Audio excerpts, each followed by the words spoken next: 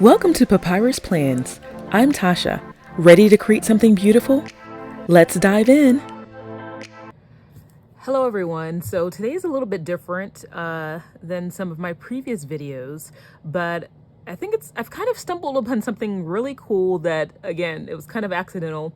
I was working on a completely separate project and was trying to come up with a creative way to be able to adhere two different types of, substrates, papers, and things like that together. And I couldn't figure out a way to do it. But I ended up figuring out a way to turn paper into fabric. Okay, let me show you what I mean. Okay, here's the first example. And this is vellum that I printed on. And so it's quite thin. So this is the first one I made. And it has that, it's kind of close, not quite the same feel as the second one. And I'll show you what I mean in a minute. But again, the thinness does matter. So let me show you my second example. So this is the second one I created, and I hand foiled this. And this one I used, what did I use? Sketch paper? No, I used tracing paper, which is much thinner.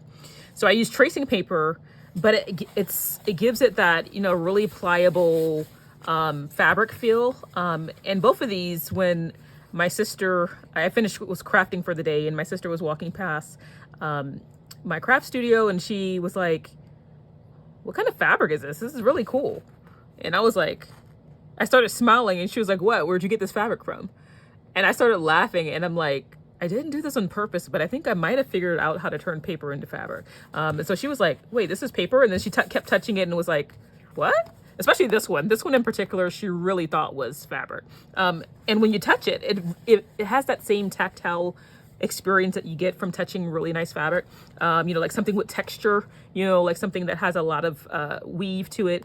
And so this is kind of a unique thing. Again, I did this by accident, but it's a really straightforward process. It's so simple, you're not even going to believe it. So again, this one's a little bit thicker than this one. And again, I used vellum. I printed on vellum for this one. And, when you print on vellum, it does curl. So I did kind of have to play around with it a little bit to get it to kind of finagle it to get it to work. But I do love the kind of translucent quality of this. It looks really cool. I really like that a lot. So you could really play around with that. But again, don't forget that when you, especially inkjet, I should say, when you use an inkjet printer on vellum, because it's water-based ink, it's going to cause the vellum to curl because the vellum is so thin. So just keep that in mind. Now, for this one, I printed it with my laser printer, and then again, I hand foiled it. And so it just has a completely different effect. I mean, both of them are quite beautiful in their own right, but it's just completely different. And again, you have that kind of more, I think this one has more of a tactile experience closer to fabric than this one. And I think because the vellum is so thin, I think that's the reason why. But this feels really cool. It still feels smooth. This is more of like a satin almost, because it has that really smooth finish because of the vellum. Whereas this, again, is more it feels more of like a thicker weave to fabric, like old professor coat or something. That's kind of what it reminds me of. So these are the two examples I did. We're going to do one together so I can show you exactly what that process looks like. But I wanted to show you the examples first. And this one, I think it misprinted at the bottom, and that's why I cut it down a little bit. So again, you don't have to use the full size. You can cut it down to whatever size you want, but it's easier if you do the full sheet first. And I'll show you what I mean. So I'll move that to the side. This is the trick that you're going to need. This one thing is what makes all of the magic happen, okay? And it's this. It's clear-sided double tape. Now, it needs to have really strong adhesion. Most of them do. And this is multi-surface double-sided tape. And these are called the ultra durable sheets. Again, it's more durable, and it adheres to paper, tile, linoleum, glass, wood. So you want to make sure that it's something that has a strong adhesive quality to it. Again, if you're using, something thin, like tracing paper or vellum, you shouldn't have a problem. But if you're going to adhere it to other different substrates, you may. And so if you do, you definitely want to get something that has a stronger hold to it. So just keep that in mind if you're playing around with this. So, I mean, I didn't test all of the things, but I kind of wanted to, but I didn't want to use up all of my sheets in this one project. But I did kind of play around with these two to kind of test something that had more of a glimmer to it to see how it will look with full versus something that's kind of more satiny and smooth. So again, the different finishes and the different textures all come into play depending on what kind of paper or other type of substrate you use. Okay, so that's something to keep in mind. Like if you want something that feels more like fabric like this, the thinner the better. Which is why and I forgot to mention this, when I was testing with the tracing paper, I really loved the result that I got with it. This has the most tactile experience in terms of making it feel like fabric because it's so thin. It has the ability, again, to wrinkle. And at first I kind of got upset when that happened. But then when I went ahead and finished the project, I realized that actually that's one of the things that made it look and feel like fabric. So again, if you use something thin, like I wanted to test something, but I didn't have any like really decorative like tissue paper. I've used up, there's so many gifts that I've given away during the year to family members. But I want to, I think this would be a really cool project if you don't want to, handful to get some really decorative, really pretty tissue paper. Now I will say this, the tracing paper worked the best, but it's the absolutely worst to work with. And what I mean by that is when I put it in my printer, because I used my laser printer for this, the first sheet or two was fine. I think the first sheet kind of misaligned a little bit again because it's so thin. The second sheet went through perfectly and then I foiled it. The third, fourth, fifth, sixth, seventh sheet completely got stuck in my rollers again because it's just so thin. And I finally was like, okay, it's not worth the hassle. So just be mindful of that if you're going to use something super thin.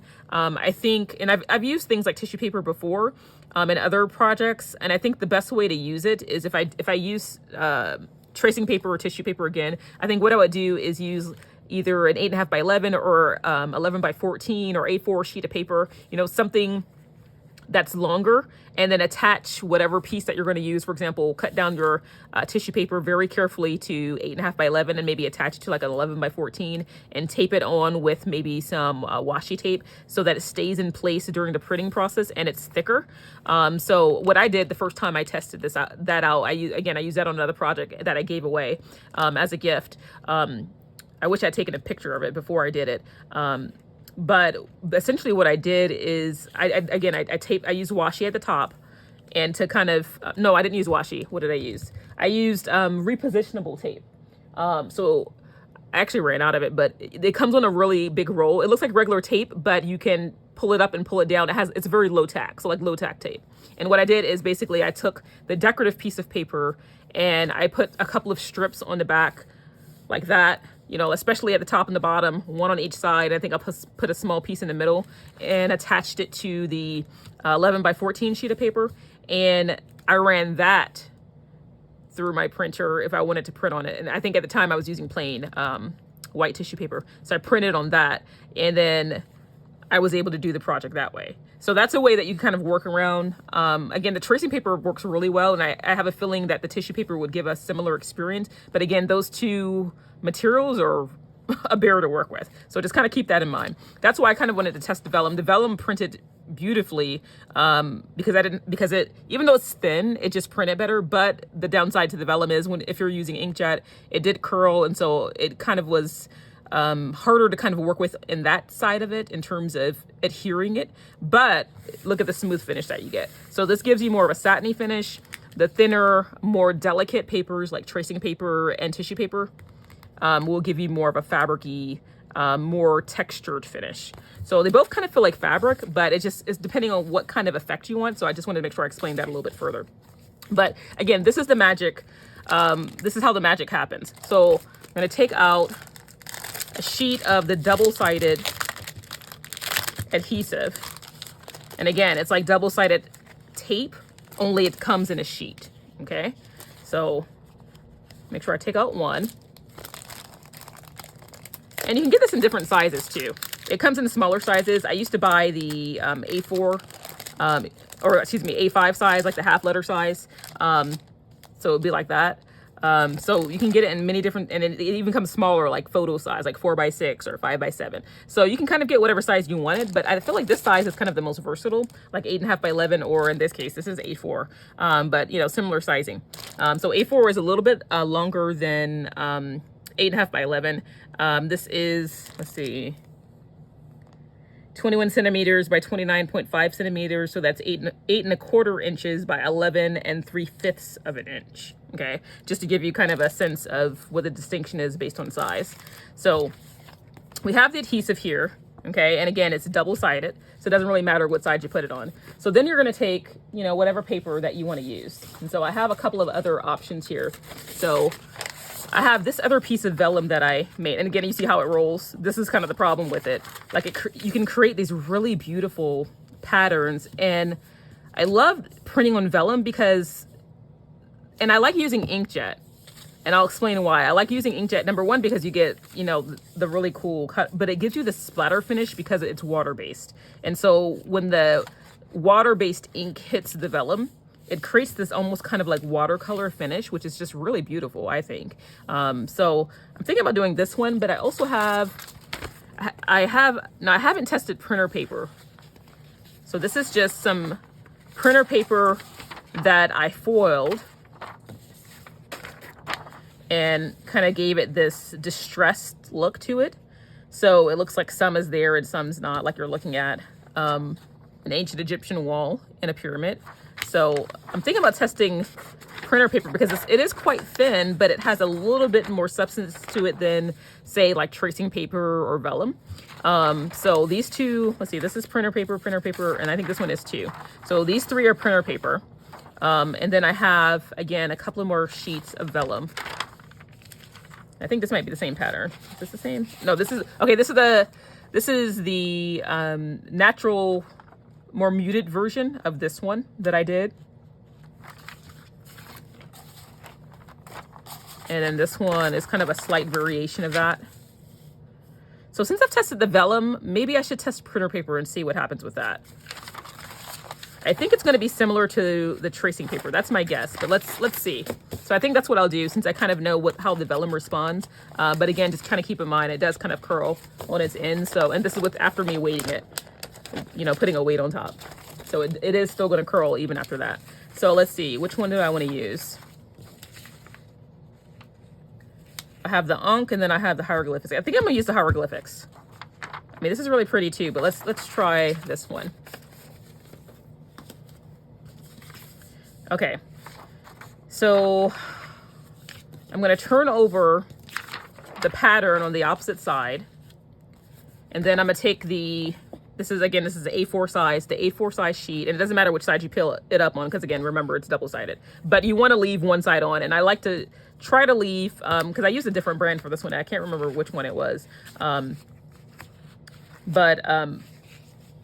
I think I used this side pointing up this way. But I'm gonna peel one side. And the first time with this one, the reason that this one wrinkled is because I pulled up almost the entire sheet. And I realized that was a mistake. So with the second one, this one came out so much better and smoother because I only peeled up a corner and laid it down bit by bit. So it's more time consuming, but I think it gives you a better finish. So let me get my craft scraper because that's gonna really help. And again, I'm gonna peel up one corner like that, but I'm not gonna peel up the whole thing, okay? So just so you know what I'm doing. And again, this is 8.5 by 11, this is 8/14, so this is longer, so I'm gonna have to trim it down a little bit. I think it's gonna be easier if I do it this way, so I can see the corner. And as best as you can. Now, if it's easier for you, you could just kind of center it and then cut all the way around. You'll have more edges to cut. But to kind of limit how much I have to cut, I'm going to try to get it as close as I can to this corner. And I just pulled it back a little bit more closer to the edge so that I don't have as much adhesive. So I'm kind of focusing on this one corner. And I'm doing my best to get as close as possible to that edge. Once it's there, I'm going to press it down. And again, I'm pushing that entire part down. So you see I have this entire piece, this corner here, pushed down. Now I'm gonna slowly pull this back. Now, again, speed is not your friend. Don't rush. Make sure you go really slow. Now that I have that corner down, again, I'm slowly pulling it back, and I'm gonna use my hands. And then once I have enough down, I'm gonna start to use my craft scraper, because this is what's gonna keep it smooth. And again, so you can see what I'm doing. I'm pulling it back this way, but I'm doing it, I mean, I'm very slowly. I maybe moving like maybe a ½ inch at a time, okay?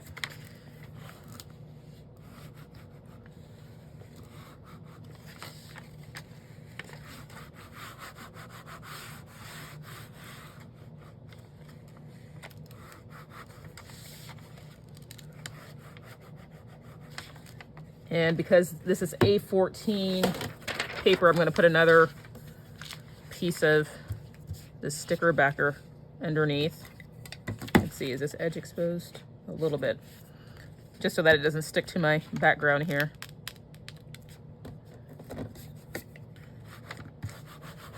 Again, I'm going slow, I'm taking my time.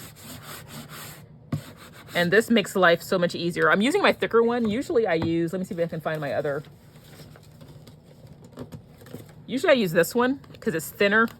But I actually like the rounded edges of the We Are Memory Keepers one, and this one is, I think it's from scrapbook.com. So both of these will work, but this one is a little sharper, and sometimes I found that sometimes it can kind of want to try to cut through things. So try to use something with, as you can see here, this is more of a beveled edge, and it has rounded corners. So try to use something like this. Again, it's going to make the process go smoother. With the other one, I use this, but again, I almost tore this, and so just kind of be careful.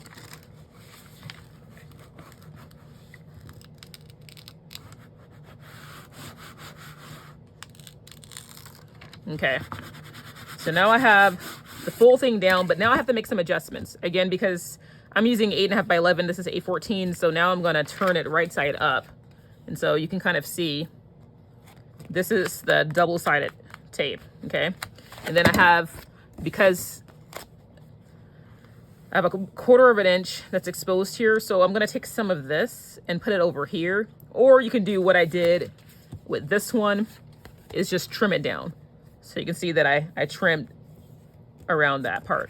So it's up to you, but if you want a cleaner look, you can just trim this down. And I might just do that. Let me see how much of the pattern is there. Let's see. Actually, you know what? Not much of the pattern is there. I think I might just trim this down. I think that's gonna be easier.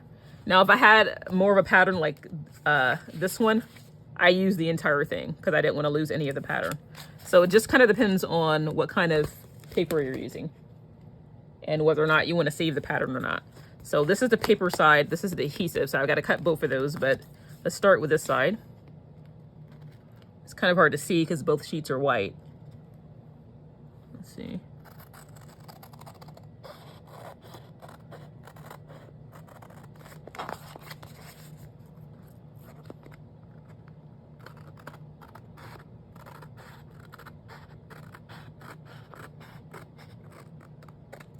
Okay, so as you can see, I didn't really lose much of the pattern anyway over there. Okay, so now let's cut this part, which is the double-sided adhesive. And I'm gonna save it because I can use this for a card or something else because it's still good adhesive.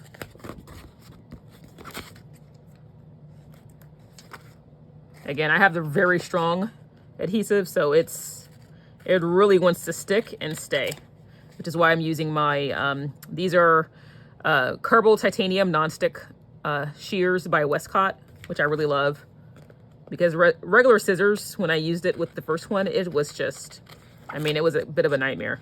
Like, as you can see, even with these ones, it still sticks to these, but it makes it much easier to release them from the adhesive and the paper. So just keep that in mind.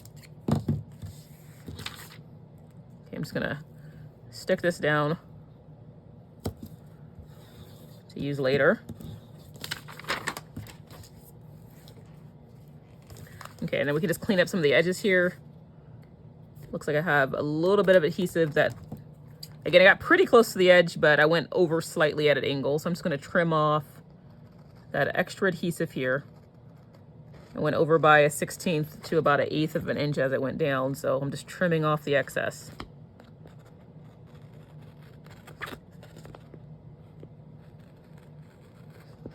Again, this adhesive is quite strong, so as you can see, it's getting, like, even though these are non-stick, it wants to try to still stick to my scissors. Okay. Okay,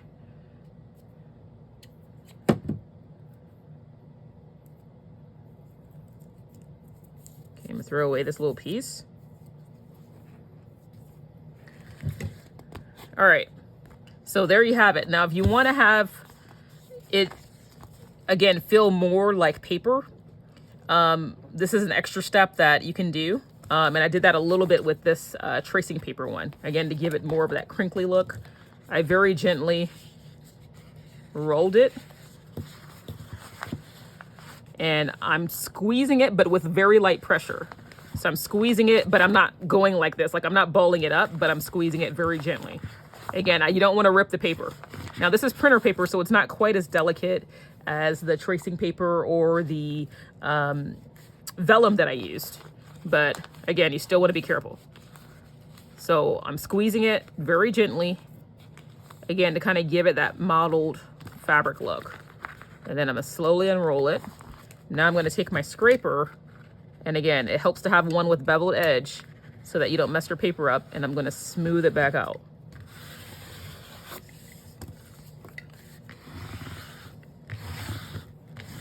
Okay, so I'm going to do it again. This time I'm going to do it lengthwise.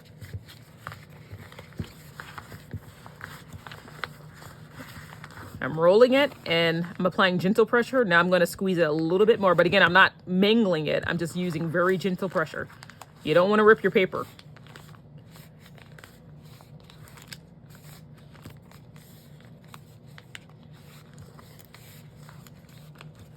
And I'm going to slowly unfold it.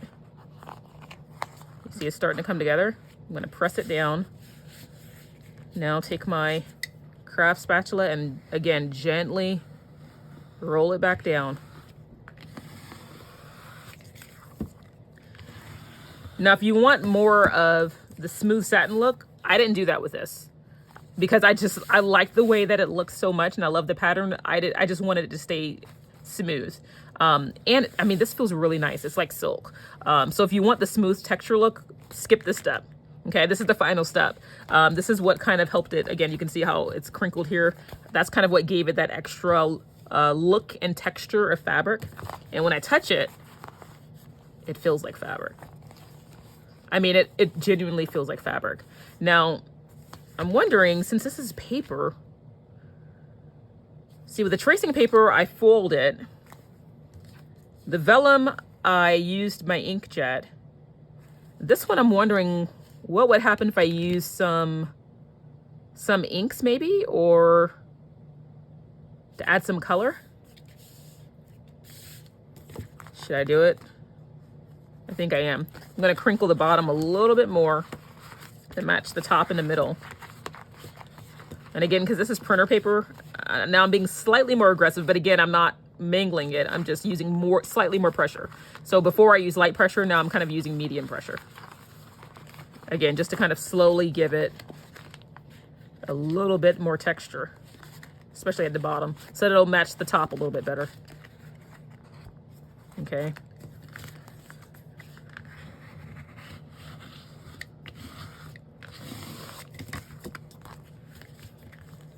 Kind of want to ink it, but I'm worried that I'm gonna lose the foiling if I do. What if I think what I'm gonna do is mask off half of it, just so I can test it to see how it works. That way, if it doesn't work, I still have the other half. You know what I mean? I think I might do that. So let me get maybe some washi, or let me see if I can find some masking tape, and I'm gonna basically mark all of this off just so that I don't get anything there. Or maybe what I'll do is, let's see. What if I put a sheet of paper here and then tape that down? That might work a little bit better. Let me try that. All right, I'll be right back. Okay, so I have a sheet of 8.5 by 11 printer paper and I've got some washi, but I just realized since I'm using inks, I need to protect my surface. So let me put something down here, and this is what I use when I work on my mixed media projects. So this is like some large craft paper essentially, so you can get on a roll and just unroll it again, just to kind of protect my surface a little bit. And I have some different types of ink. So I have these really cool, these are called Glimmer Mist, and they come in different colors. And then I also have, and it's probably going to shake the camera really bad, so I apologize in advance because my inks are on the other side of where my camera is braced. So I might edit this out.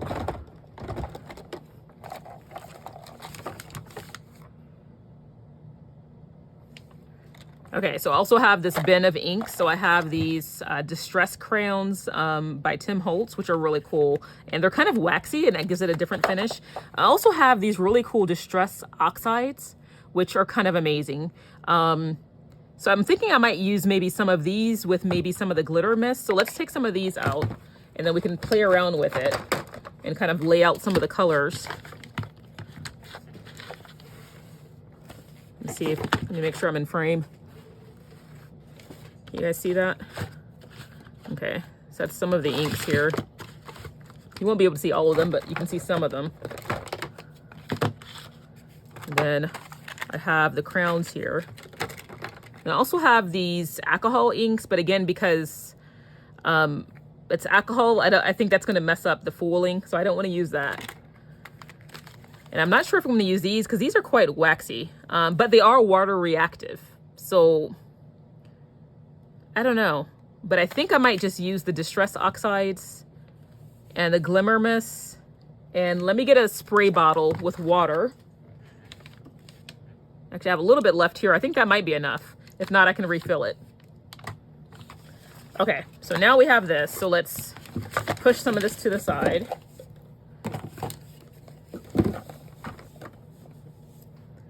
And let's lay this down. Now we're gonna, let's see, which half do I want to do? Actually, there's a pretty nice break right here. So I think I'm going to ink this part and then leave this part. So let's put this down. Let me get as close to the pattern as I can. And then, let's see, what's my least favorite one here?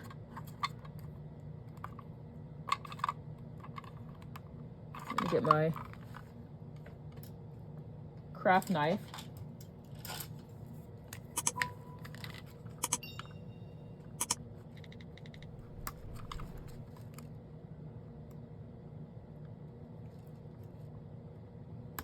This is stuck together. Okay, you know what? I might take this out.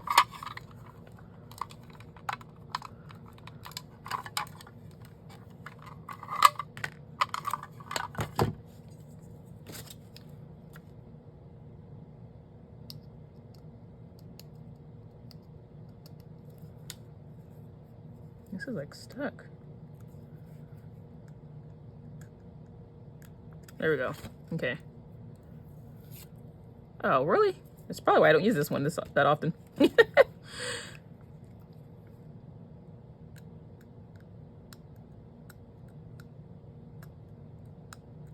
don't want to use my cute washi.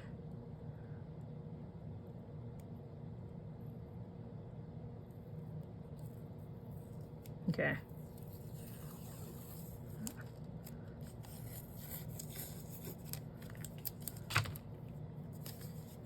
All right, let's tape this down the side here.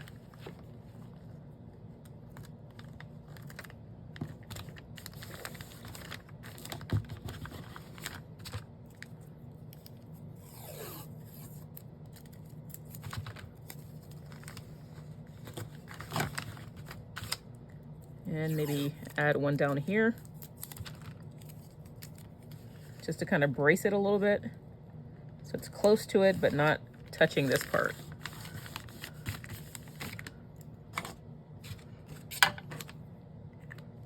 Okay. All right. Now we can play it. So let's figure out maybe some color combinations. I think maybe some of this mustard, what is it called? Fossilized amber. It's like kind of like a really pretty mustard color. Maybe with some of this, this color is called broken china. And let's see which one of these go with it. I might use some of this white, see, what is this, white? Yeah, this one's called marshmallow. And you have to shake these up vigorously because everything settles on the bottom. So we have that one, and then we have, let's see, this one's out. I think this was my favorite. This one's out, I think. This one was called Caramel Apple. That's one of my absolute favorites. I love that. I have a little bit in there, but I'm not sure if that's going to come out. Let's see, and this one I know I've used up. I just kept the bottle so I can remember to get the right color. This one's called Pearl. It gives this pearlized finish to everything that is absolutely stunning. I use this on cards a lot. I love it. Again, these are my two favorite ones, this Pearl and Caramel Apple. So I'm going to put that back in my bin. Let's see, I have some blues. So maybe instead of blue, what if maybe I just did this and then I could use some of the blues on top? Let's see, this is a really dark blue. That might be too dark. Maybe this Blue Skies. This is called Arctic Blue. So these two I think would work. Or have purple. Ooh. Actually, let's do purple. I think the purple will look really good together. And this is Black Cherry. Let's see. Yeah, these are the blues. Okay. And I don't want to do green. Green's not my favorite color. So I think I'm going to do the purple on top of this. So again, vigorously shake it. I mean, like your life depends on it.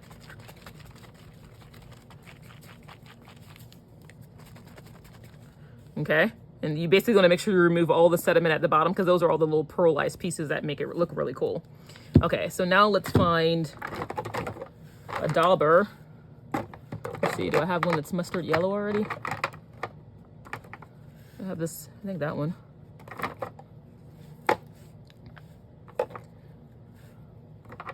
Okay, so let me take this one off. And put this one on.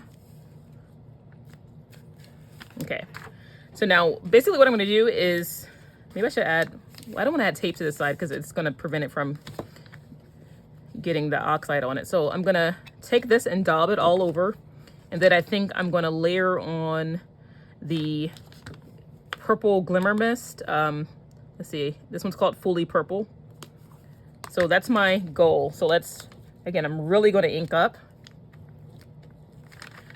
and then dab it on. So it's going to give it this really, I love this color because it gives it this, if you want to make like aged paper, this is a really beautiful color to pair with the walnut stain. These two together make a gorgeous aged paper. So I actually might use some of the walnut stain just to kind of make it less bright. Okay, I was worried that the foil wasn't going to be showing through, but it is.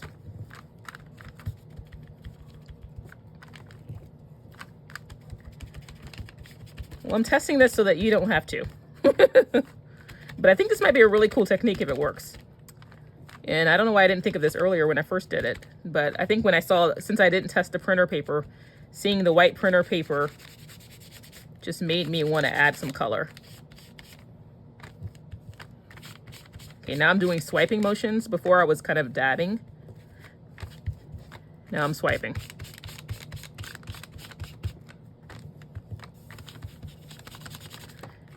And I'm going to apply more pressure in certain areas so that some areas are, again, have greater saturation. That looks pretty good. Now let's add a little bit of the walnut stain. And let me switch my head. Actually, I think I can use this one. Do I have a brown one already? This is close. So let's use this one for the brown. I might want to come back to that, but let's... Now I think for the brown, I think I'm going to focus it mainly on maybe the corners. Again, like it's aged. And I'm using a rotating, twisting motion this time.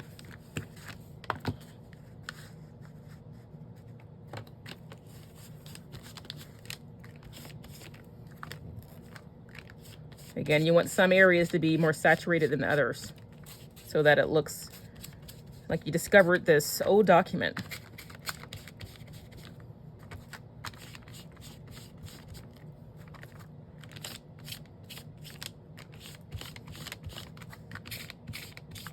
Again, I'm just trying to tone down some of the mustard yellow. Okay, that looks pretty good. So I think I'm going to add a few spritzes of water.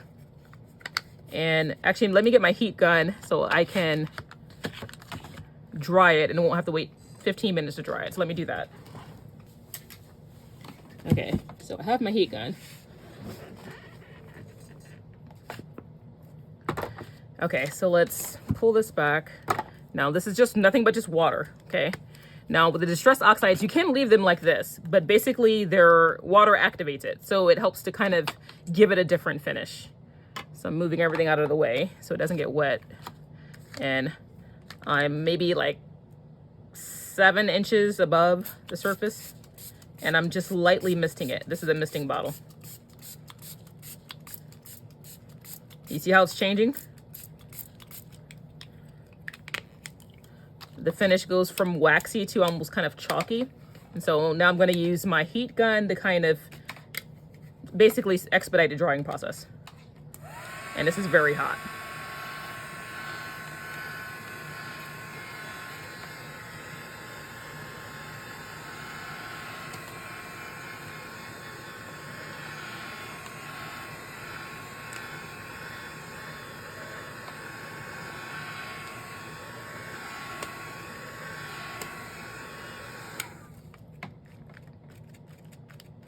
It's slightly damp. I'm gonna do a little bit more.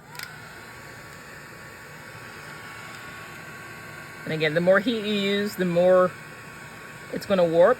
So I'm adding a little bit more to the corners, just again to kind of age it a little more. As you see, it's curling it up, which is kind of cool.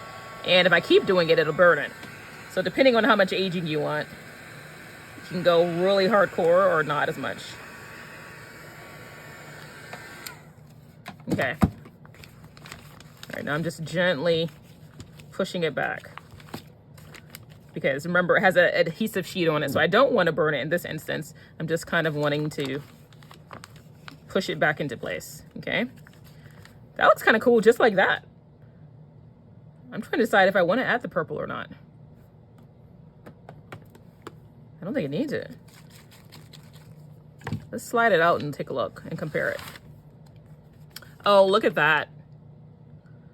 That is stunning. I kind of wish I did the whole sheet. You know what? I don't think I'm going to add the purple. Yeah, I'm not going to do it. I really like the way that that looks. I mean, honestly, I like that so much. Yeah, I think I'm going to go ahead and do the whole thing. Let's do the whole thing. I mean, this was kind of a cool experiment. So if you wanted to, you could, do, 2 different sets of colors, one at a time. When this dries, go do the other half. I just did this part because there was a nice little separation in between the designs just to test it. But that looks really cool. Like it looks like an aged stone wall. So I'm going to do that to the rest of this, and hopefully I can try to get it to match. So let's go back to the fossilized amber color.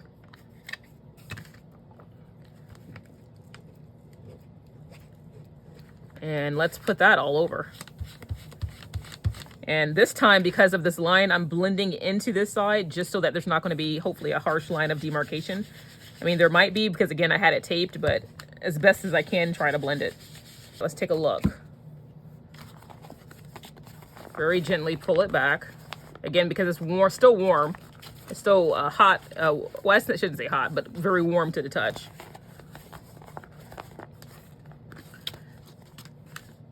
All right. I think that's cool. Now, if you really want to get crazy, I could add some archival inks. And these are acid-free and waterproof by Ranger. I love these. But I don't think I'm going to. I mean, you could add a little bit of the black in certain areas to kind of make it look like it has some age spots. Like it's been damaged, like by the sunlight or something like that. But I think I might just leave it alone. But those are some other options that you can use as well. And again, I didn't use these. Now this has a bit of again, these are crayons, so the finish is more waxy than, something like the Distress Oxide.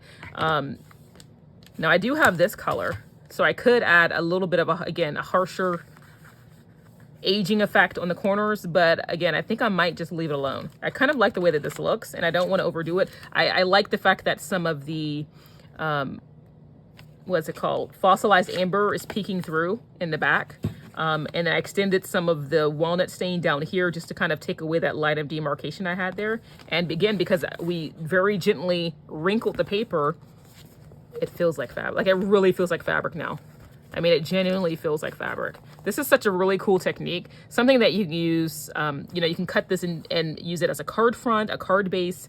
You could use it to wrap a small gift. I mean, there's just so many things that you can do with this. And again, I kind of stumbled on this by accident, just for trying to figure out a way to be able to adhere two different substrates together for a project I was working on. And I had some double-sided adhesive on hand, and I used it, and I was like, actually, this is kind of cool. And I'm like, I might actually not use this for my project and save this for something else, which is why I still have those other 2 sheets, because I thought, well, this is kind of neat. So then I kind of went down a bit of a rabbit trail, you know, playing around. But this is the first time I've used the distress oxides with it. And again, this is printer paper. So let's compare all of the different types of materials that I used.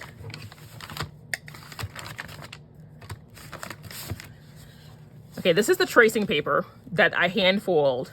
Again, beautiful texture to this. Again, this feels very much like this one. The only difference is this one has a slightly chalky finish, again, because I used the distress oxides with it. But both of these feel very similar. So, I mean, this is a really cool technique. So maybe just don't even fuss around with the tracing paper. I mean, it's really finicky. It's hard to print on. I think you can get a similar effect with just printer paper. It's still thin, but it has a bit more substance to it, so that it's not quite as fragile as this. Now, if you generally want this, like this little, even more distressed area here, then you can play around with the tracing paper, but it may not be worth the trouble. I mean, I think this gives you kind of a similar effect, and it's foiled,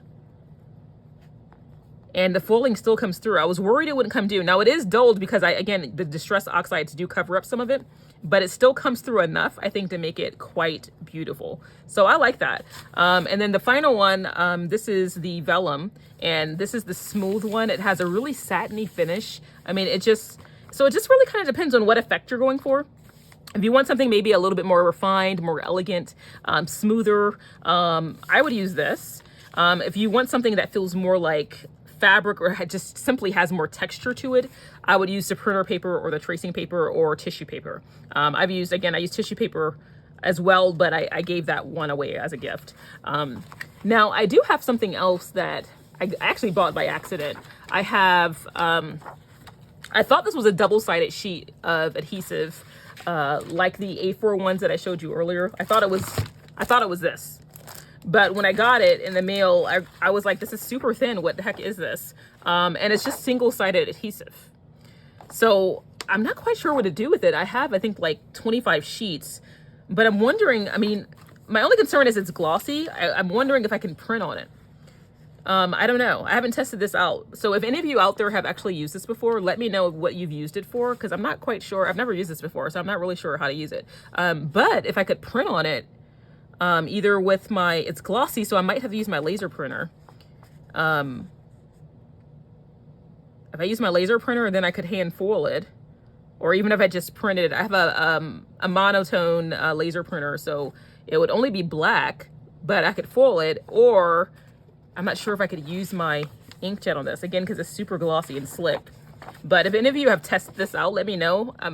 I don't know what to do with this, so if I could figure out a way to use this. I'm kind of scared to run this through my printer. I don't want to mess it up. But I think if it worked, it would be kind of cool. It would be a different effect. So if any of you have used this, let me know in the comments below. I'm just kind of curious if this would work as well. Or if you've used it for another use too, that's fine. Just so I can figure out a way. I mean, I don't know what to do with this stuff. It's single-sided. So I'm like, what do you do with this?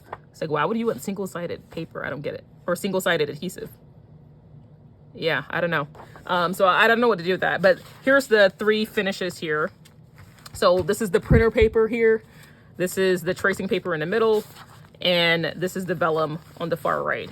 So hopefully you can see all of those. That's what it all looks like. And again, each one is beautiful in its own way. Each one feels slightly different. They each feel like a different type of fabric. And I think it's a really cool way to do something unique, either in your card making, scrapbooking, your crafting, whatever your heart desires. All right, that's going to be it for me today, you guys. I hope you enjoyed this video, and I'll talk to you later. Bye. That's all for today. If you enjoyed this video, give it a thumbs up and share your thoughts in the comments. Until next time, stay inspired and thank you for watching.